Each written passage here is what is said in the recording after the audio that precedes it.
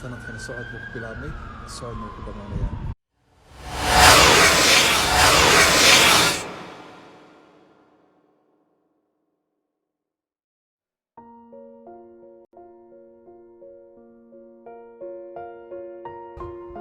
sanadka 2021 waxa uu igu bilaabmay safar.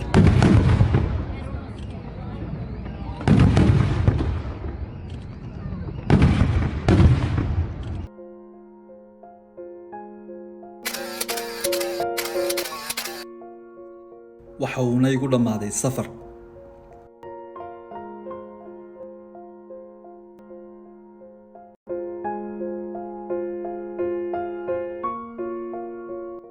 waxaan tegaynaa maanta mid ka mid ah wadamada ugu yar dunida. I think shanta wadan mise 10 wadan ee dunida ugu yar inay tahay.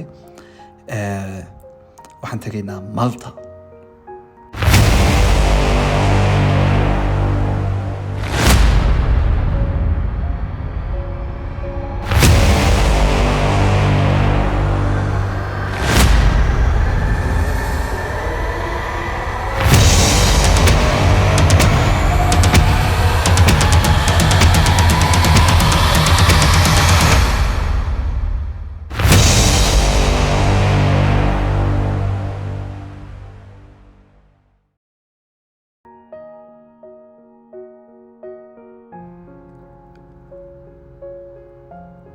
subaxii markay cadeedu soo baxday mise waxaan soo kacay dhankii magaalada. intaan dhankii magaalada soo kicin baan isweydiinay wadankan historiga ama taariikhda ka dambaysa maxay tahay. maami ma jiro taaka ka mid ah dhulkan taariikh baa ku jirta. taariikhdana in laga soo saaro oo laga hadlayay tahay. Assalamu alaykum warahmatullahi wabarakatuh. Welcome to new country. maanta waxaan joognaa Malta. Malta waa jasiirad ku taala Mediterranean Sea. xalay tolan soo baxay oo ka soo baxay Belgiumkii. maanta insha Allah hadii la yiraahdo waxaan idin soo daawasiin doonaa meelo badan oo ay ku caan tahay. magaaladan iyo waxyaabo badan oo ay dhaqan u leedahay. waxa kaloon dul istaagayna dadka dega maxay yihiin dadka dega. su'aalo dhowr ayaan isweydiiyay. wadankan muxuu yahay, dadka ku nool maxay yihiin, sidoo yahay waxyaabahaas baan isweydiiyay. talow hadaba maxay iga soo baxay. Malta waa wadan jasiirad yar oo u dhaxaysa juqraafi ahaan waxay ku taalaa Liibiya iyo Talyaaniga ayay u dhaxaysaa. waa 5 jasiiradood oo yar yar. jasiiradaha yar yar dadka dega waa dad sida Turkiyada oo wagaag Maltese baa la yiraahdaa, waa dad Maltese. barkood waxay ka soo jeedaan balada Greek, barkood waxay ka soo jeedaan Romanki, barkood Arab bay ka soo jeedaan, barkood waa dad meelo kala duwan ka soo jeeda. haddaba koobkaaga shaaxa soo qaado ama farasaala la oran jiray. koobkii waagi baadiyaha la joogi jiray koob farasaala oo shaaha weyn ba lagu soo shubay. koobkaaga farasaala ee shaaha weyn soo qaado ina mari magaalada ila soo daawo Malta. Malta waxa igu soo dhaweeyay oo aad iyo aad aan xagan uga mahadcelinayaa ustaad qaaliya Ahmed Darwish. dhamaantiin inaad garanaysaan baan maleynayaa. waa Ahmed intiin aanan garanin waa financial trader, waa mentor. dadka bara sidii Allah musta'aan ay suuqyada financialka ay uga faa'iideysan lahaayeen. Ahmed waxa uu degan yahay Malta.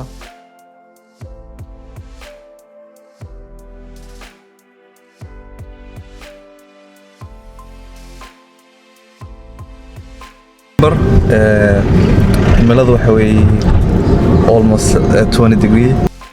First thing first, marka ugu horeysa waxaan booqanaynaa meelaha taariikhda islaamka. waxaan marka ugu horeysa tagaynaa masjid uu ka dhisay madaxweynihii hore Liibiya Muammar Gaddafi ayaan tagaynaa Namasha.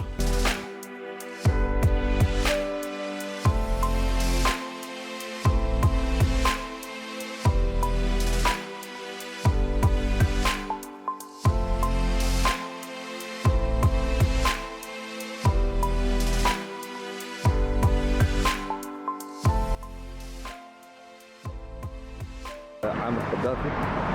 أستاذ حبيب أحمد درويش in the house. ما شاء الله أنت وفرح سنة تصلوا مالتا مساجد أموي وصل بكم صح.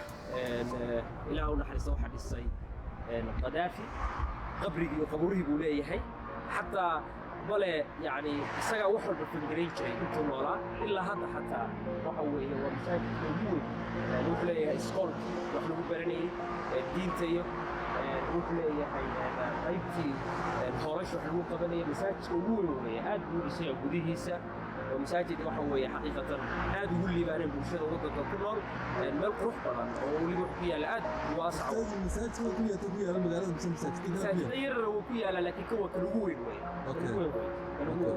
aad u baaxad weyn waliba yani boosas qolaca ku fadhiyo oo boosaska ugu waaweyn ku fadhiya markaad fiirisid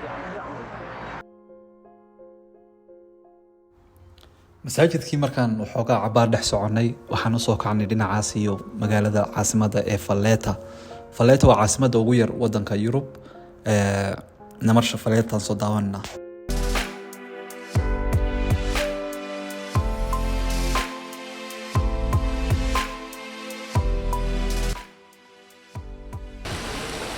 hadda waxaan joognaa Valletta.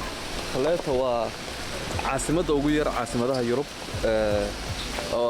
waxay ku fadhidaa wax aad u yar wadankan Malta waa jasiirado yar yar isku tagay magaaladan caasimada wadanka waxa weeye Valletta way halka Valletta marka waxay caan ku tahay maxay tahay dhismayaasha meelaha ku yaala dhismayaal qadiimo way waa meelaha aad dadku ugu soo dalxiisaan sax goobka tan oo kale oo goob la fariisto meeshan yani waxa dareemaysaa xataa cimilada oo kale aad buu waddanka wanaagsan meelaha hadda wax lagu jira already December baa hadda lagu jira Sweden iyo Belgium meelaha kale Scandinavian meelaha dhaxantu ka jirto kale aad buu ugu soo dalxiis tagaan dad badan oo soo galoodiya ama yani ajnabi oo ku nool waddankan oo wadamo kala duwan ka yimaada waxyaabo u yimaada waxa kamid ah shaqo fursado ganacsi dhanka kale marka la fiiriyo xataa shirkadaha oo kale aad bay halka ugu badan yihiin marka loo barbar dhigo wadamada kale sababtoo ah cashuurteeda ka jaban cimiladoo kale dadku dooranayaan hawada aad bay waxa u tahay hawadeedu u furan tahay ma aha sida maanta hadda u jeedaa December baa ku jirnaa qorraxdii baan haysa dhar caadi ah iska qabnaa sida adiga shaatiga u qabto kale waxaan rajaynayaa jaakada xada ka raysatay Belgium iyo dhaxanteedii Yurub iyo qabowgii bishan 12 waxaan joognay Ingiriiska waxaan joognay Turkiga waxaad ku dooratay sidii nin ganacsada tahay oo shaqo qabta maxaad ku Yurubta kala kaga dooratay waxyaabaha shaqadeeda dhan baa fadhiya sax badi waa fadhiya waxa laga yaabaa inaan guriga joogo waqtiga ugu badan aan xafiis ku qaato laakiin markaas waa dhibsanaysaa marka guriga badi joogto marka waxa u baahan tahay hawadii oo kale aad marka ay caawisaa markaan waxa weeye xiliyada aan shaqadayda ofta ka qaato kale inaan isla wadanka xataa aan goobihiisa caadiga ah tago qorraxda iyo cimilada marka aad bay u wanaagsan tahay socodkii iyo maadaama maanta dhaca fadhidid oo shaqaynaysid waxa u baahan tahay inaad waxa weeye qorrax kugu dhacdo waxa u baahan tahay inaad waliba teeda kale annaga jirkeena xataa wuxuu u baahan yahay vitamin D meelaha kale wadamada kale dhaxantu ka jirto waa adag tahay badana xiliyada waxa weeye hadda maanta dhig shaqaynaysid stresskaaga badanaya waxa kugu badanaya waxa weeye dhiigaaga dhan marka waxa u baahan tahay inaad samaysid dhaqaaq goorta laga soo tago jimicsiga waxa qurux badan inaad iska socotid hawadii fresh adoona jaakad ku rarnayn dhaxan jirin marka aad bay cimiladiisu u fiican tahay waliba cunadiisa oo kale aad bay wadanka wuxuu u fiican waxyaabo fara badan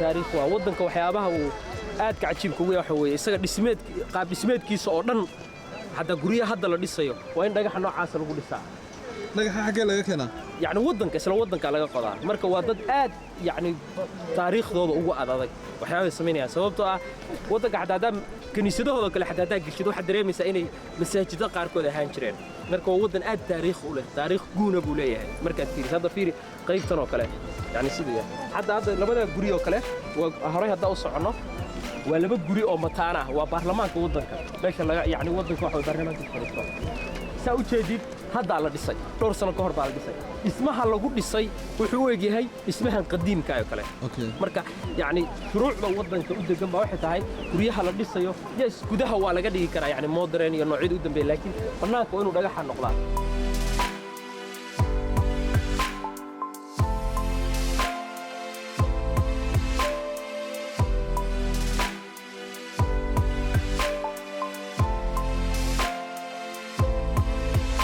hadda waxaan dul saaranahay doonta faneeto waxaa saameyn weyn ku yeeshay ingiriiska xagga buu yimiday deeto uu qabsaday saameyn weyn ku yeeshay hadda waxaad waddanka dhammaantii ka arkaysaa luuqa waxa laga hadlaya waa luqadda ingiriiska waxaa inta badan ay dadku aad ka arkaysaa london ma joogay imka 2 week ka hor dhaqanka london iyo cultureka london ka jira iyo cultureka xaggan inuu saameeyay bad malees inkastoo dad xaggan Mediterranean ka saarnayd moodis inay ka duwan yihiin laakiin waddanka waxyaabo badan oo rich ku yahay baa jirta sida hawada fiican oo kale maanta hadda waxaan joognaa waa December hadda waxoogaa fadfad iyo wax soo samaysmayaan laakiin markii